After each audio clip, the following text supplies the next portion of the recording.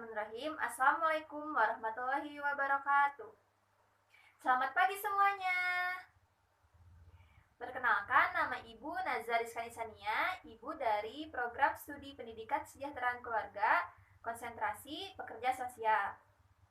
Ibu akan mengampu mata pelajaran Rehabilitasi Sosial Adiksi dan Korban Nafza pada kelas 11 Pekerja Sosial A. Sebelum belajar, mari kita berdoa dulu ya. Berdoa menurut kepercayaan masing-masing dimulai. Berdoa selesai. Selanjutnya, Ibu akan mengecek kehadiran kalian semua ya. Di sini hadir semua? Alhamdulillah, kelas ini hadir semua ya. Materi yang akan kita bahas hari ini yaitu yang pertama, apa itu pelayanan rehabilitasi sosial korban nafza? Yang kedua, yaitu apa saja jenis pelayanan rehabilitasi sosial korban nafza? Yang ketiga, yaitu apa saja tahapan-tahapan pelayanan rehabilitasi sosial korban nafza. Adapun tujuan dari materi pembelajaran ini, yaitu yang pertama, kalian harus bisa menjelaskan apa itu pelayanan rehabilitasi sosial korban nafza. Yang kedua, yaitu menentukan jenis pelayanan rehabilitasi sosial korban nafza dengan tepat. Yang ketiga, menerapkan pelayanan rehabilitasi sosial korban nafza. Yang keempat, merencanakan pelayanan rehabilitasi sosial korban nafza. Yang kelima, yaitu melaksanakan pelayanan rehabilitasi sosial korban nafza. Langsung saja ke materinya. Apa itu pelayanan rehabilitasi sosial korban nafza? Ada yang bisa menjelaskan? Ya, boleh Reva, apa? Ya, betul. Selanjutnya ada yang bisa menjelaskan lagi? Iya, Mila, apa? Iya, betul. Jadi, pelayanan rehabilitasi sosial korban nafza menurut Permensos nomor 56 tahun 2009 pasal 1 ayat 1, yaitu serangkaian kegiatan profesional yang meliputi pencegahan, rehabilitasi, pembinaan lanjut, perlindungan, dan advokasi sosial terhadap korban penyalahgunaan nafza. Selanjutnya yaitu jenis pelayanan rehabilitasi sosial korban nafza. Yang pertama yaitu terapi. Terapi adalah upaya untuk memulihkan kondisi fisik, mental, psikis, dan sosial pecandu narkotika atau korban penyalahgunaan nafza. Meliputi terapi fisik, terapi mental atau spiritual, terapi psikososial, dan juga terapi penghidupan sebagai layanan pasca rehabilitasi. Yang kedua, yaitu perawatan sosial. Perawatan sosial merupakan serangkaian upaya memberikan layanan dukungan sosial kepada korban penyalahgunaan nafza untuk membantu dalam mempertahankan kemandirian mereka, untuk meningkatkan kualitas hidup mereka, dan membantu mereka menjalani kehidupan yang partisipatif dan berperan secara aktif di lingkungan sosialnya. Yang ketiga yaitu dukungan keluarga. Dukungan keluarga bagi korban penyalahgunaan nafza adalah sikap, tindakan, dan penerimaan keluarga terhadap korban penyalahgunaan nafza. Dukungan ini dalam bentuk dukungan penilaian, dukungan instrumental, dukungan informasional, dan dukungan emosional. Kegiatan yang diarahkan untuk melibatkan keluarga korban penyalahgunaan nafza agar terlibat dalam proses rehabilitasi sosial sehingga pemulihan bagi korban penyalahgunaan nafza dapat terjaga serta memberdayakan ke arah yang positif seperti konseling keluarga, penguatan keluarga, pendampingan atau asistensi atau supervisi keluarga, dan advokasi keluarga.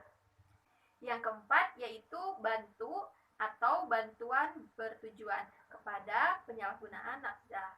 Bantuan bertujuan bagi korban penyalahgunaan nafza merupakan bantuan sosial dan bantuan pemerintah sebagai upaya yang diarahkan untuk meringankan penderitaan, perlindungan, rehabilitasi, dan pemulihan kondisi korban penyalahgunaan nafza baik secara fisik, mental, sosial, psikososial, dan ekonomi, serta memberdayakan potensi individu dan lingkungannya agar korban penyalahgunaan nafza dapat berfungsi sosial secara aktif dan positif di masyarakat.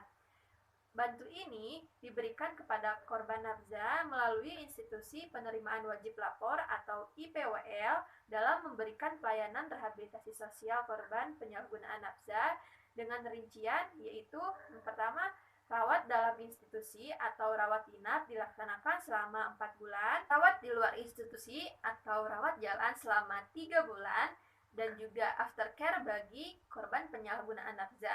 Nah, kegiatan ini dilakukan terhadap korban penyalahgunaan nafza yang telah menerima program rawat dalam institusi atau rawat inap dan rawat jalan berupa bantuan sosial yang dipergunakan seperti pendidikan untuk usia sekolah, lalu kursus, dan sebagainya. Selanjutnya yaitu tahap-tahap dalam melakukan pelayanan rehabilitasi sosial korban nafza. Yang pertama yaitu pendekatan awal. Pendekatan awal adalah kegiatan yang mengawali keseluruhan proses pelayanan dan rehabilitasi sosial yang dilaksanakan dengan penyampaian informasi kepada masyarakat, instansi terkait, dan organisasi sosial lain guna memperoleh dukungan dan data awal calon klien atau residen dengan persyaratan yang telah ditentukan.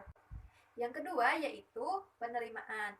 Pada tahap ini dilakukan kegiatan administrasi untuk menentukan apakah diterima atau tidak dengan mempertimbangkan hal-hal yaitu pengurusan administrasi surat menyurat seperti surat keterangan medical check up, tes urin, dan sebagainya.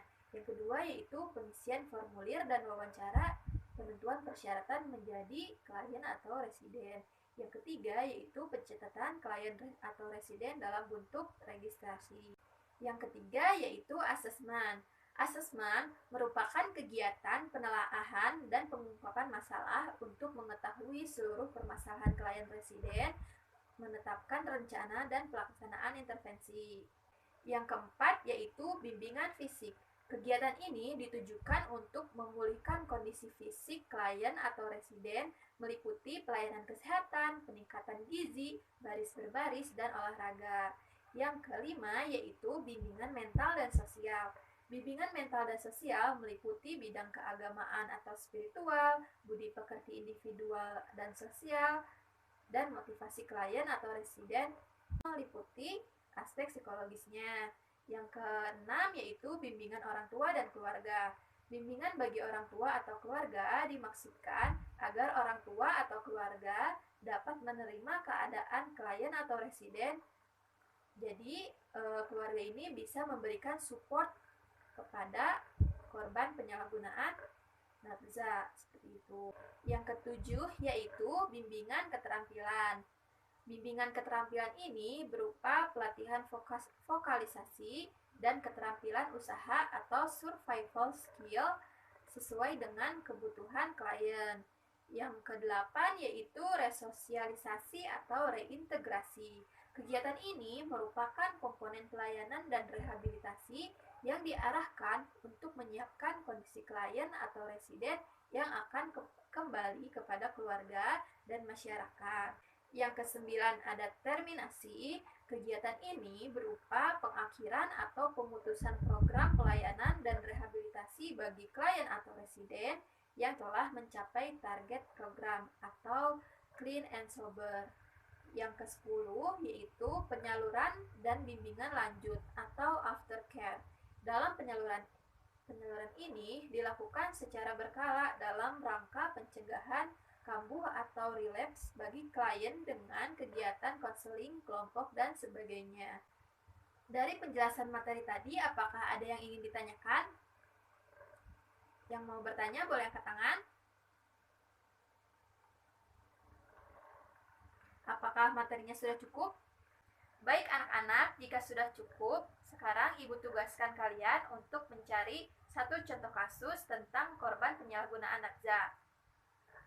Ibu beri waktu selama 5 menit. Jika sudah membuat kelompok, sekarang kalian diskusikan dengan kelompok kalian pelayanan apa yang tepat untuk korban penyalahgunaan nafza yang tadi kalian sudah cari. Oke? Kalian buatkan laporannya dan kumpulkan ke Ibu ya. Sebelum kita tutup materi ini, apakah ada yang mau menyimpulkan materi ini? Ya, silahkan. Salwa apa?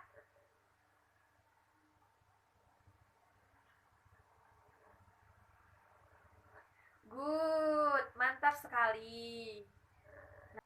Untuk materi hari ini dicukupkan sampai sini saja ya, ditutup dengan doa. Berdoa mulai. Berdoa selesai. Wabillahi taufiq wal hidayah. Wassalamualaikum warahmatullahi wabarakatuh.